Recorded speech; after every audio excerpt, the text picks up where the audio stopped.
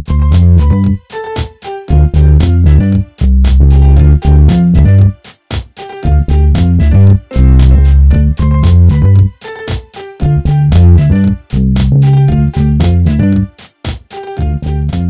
with AcutalSun and Luke Murray of AcutalSun. Thanks so much for being with me today. You're welcome. Really Nice appreciate being it. here. We're here at Surge Day in Houston, Texas, and you guys have recently just pitched the company to about 450 people. That's right. Investors, potential partners, and wanted to learn a little bit about AcutalSun and see what you guys do. Okay, so we're AcutalSun. We do software for investors in the solar industry. Our software platform is a product so that investors can manage, compare, and market their entire portfolio of assets. So in other words, what we do is take information that is generated at a solar power plant, process it to make it meaningful for someone that is managing it. We give investors the opportunity to understand if the power plant is performing as it should be. If not, why not, and what can they do about it? We also help them learn from history. Instead of having to repeat the same mistakes over and over, we help them learn from what has happened in the past so that they can do better in the future.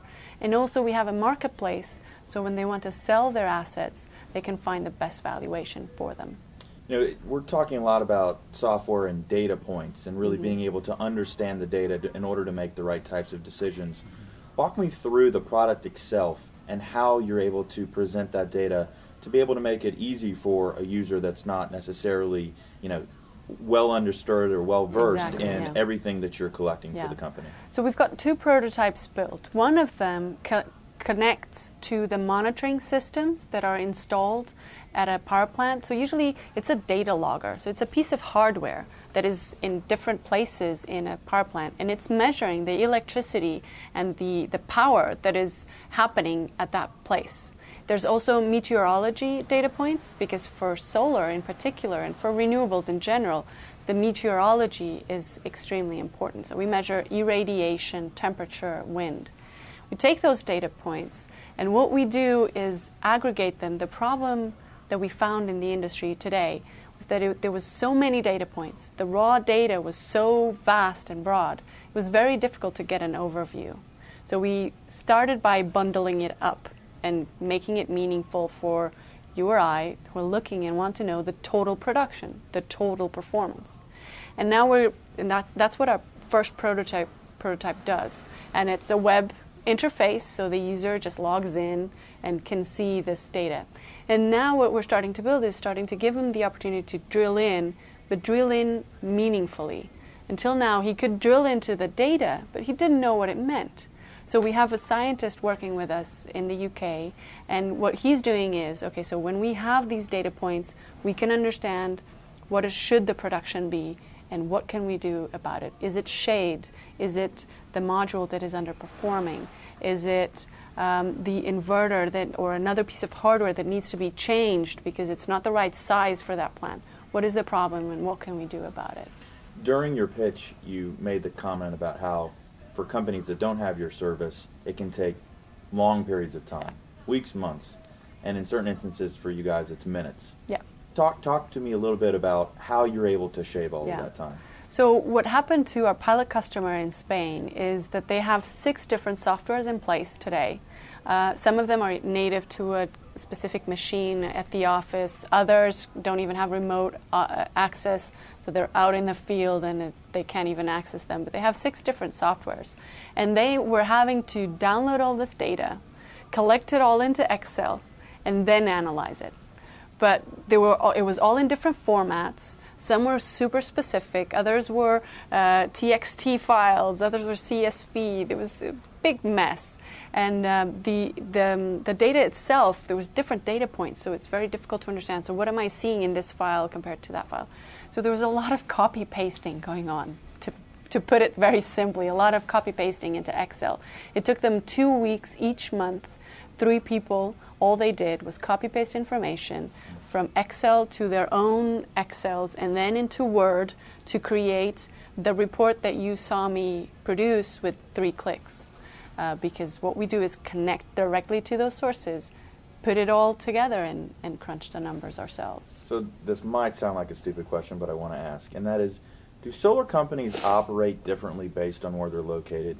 You have pilot companies that are based in Europe, and that's, solar and renewables is really where it's at right now in Europe. But the U.S. is starting to, get wise, so to speak. Yeah. But the U.S. obviously operates a little bit differently than other parts of the world. So how does your platform handle the different ways that these companies operate?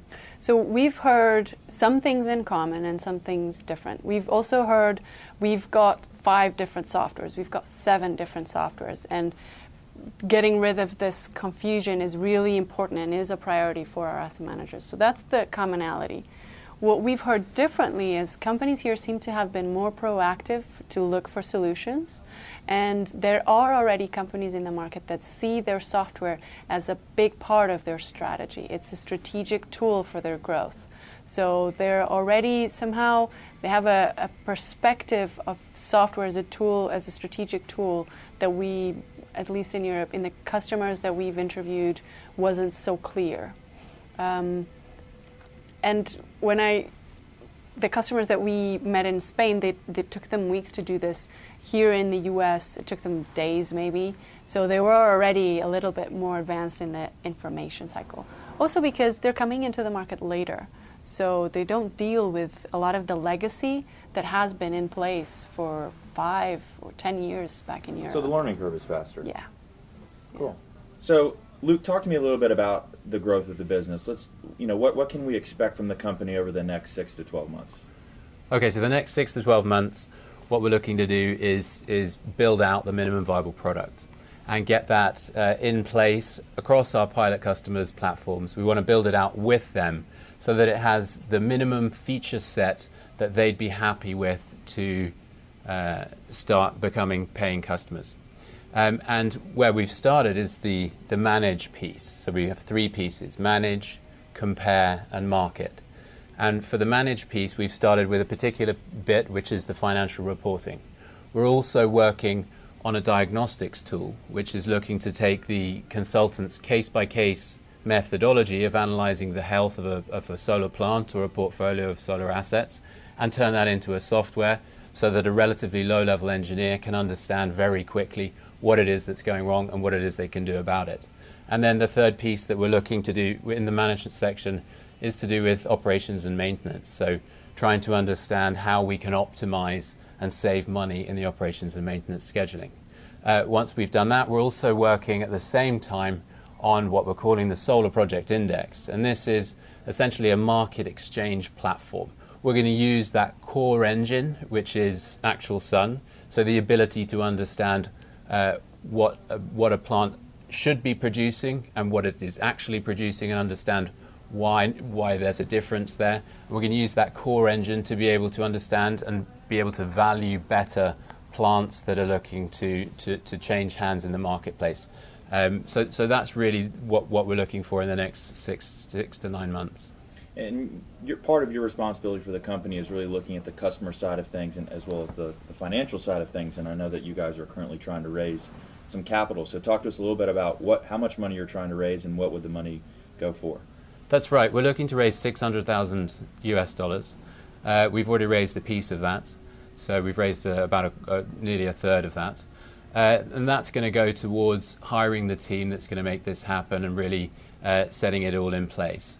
We're looking to bring on board the technology piece and get that in-house, and then to run a marketing campaign and get a marketing person in place so that we're ready once we have the minimum viable product to scale up, not just here in the US, but over in Europe as well.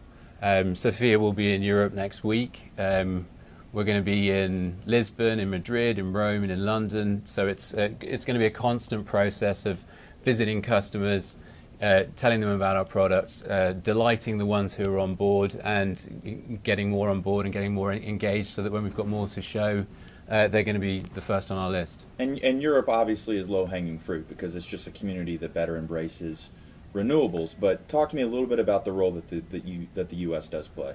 Yeah, I think they're slightly different animals. So they have slightly different approaches, specifically to startups. So in the US, I think it's a more startup-friendly community. Over in Europe, people are more traditional. They're looking at companies like ours to have a long history coming from technology universities, from Berlin, from Madrid and other places. These guys have been operating for 20 to 30 years. Over in the US, what the feedback that we've got is that people don't really care what you've done outside the US. It's all about what you've done in the US. And they're more open to listening and hearing from new companies because you have more of a startup culture here. So really, I think it's a level playing field for us.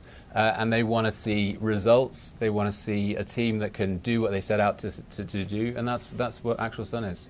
So, Luke, why solar? Why does this industry interest you, and why are you choosing to do what you're doing? And the same thing for you too, Sophia.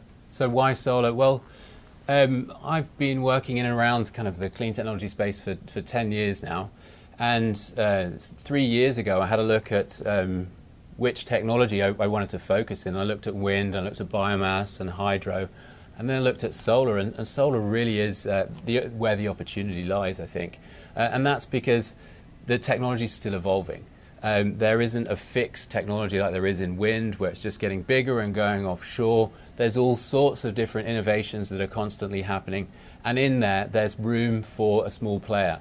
And it's also very modular. You can have solar on your watch, on your house, in giant fields. And so there's all this, in the future it's going to be in windows, in paint, in clothes. So there's this huge opportunity that is just growing at pace, and that's what's really exciting about solar. For me, coming into solar, well, first of all, Luke brought me into solar. We've known each other for 2 years, always a little bit around startups. Luke started another project. I helped a little bit. I was starting something else. So we were always in and around entrepreneurship. But for me, what I was looking for when I set out to build AcutalSun was a company that brought me meaning. I wanted my work to be meaningful. I've always loved what I do. I like to do business. I like to develop products. But I've developed software for stuff like for SMS, for games, for things that are cool and fun. But I wanted something that was meaningful. And so being in clean tech was very appealing to me. I like to be a part of a revolution in our energy system, and a revolution for a world that, to me at least, seems better and good. And so that's why it's so much fun. And talk to me very briefly about the role that Surge has played in the growth of the company. Sure, Surge has just been a fantastic opportunity for us. It gave us the opportunity to come here to the US, to Houston. I have to be honest, I knew very little about Texas before I arrived here, and I was amazingly surprised by how diverse and how multicultural the community is here, and just how friendly everybody is. It's absolutely mind-blowing. And what Surge has done, the real value that Surge has done, apart from all the structured input and some cash, has been introduced us to all their network of mentors. I mean, we've had presidents of companies offer and open up their address book to us and say, who is it that you need to speak to, and made the introductions. And with introductions like that, then people talk to you. And that's what the early stage of the company is all about. It's this customer discovery process. So it's really been the opportunity to make some 70-odd phone calls and meetings with customers, investors, potential partners over the course of 3 months that's been made the difference for us. Sophia and Luke, thanks so much for being with me today. I really appreciate it. Good luck on everything. Can't wait to follow you guys and stay in touch. Thanks.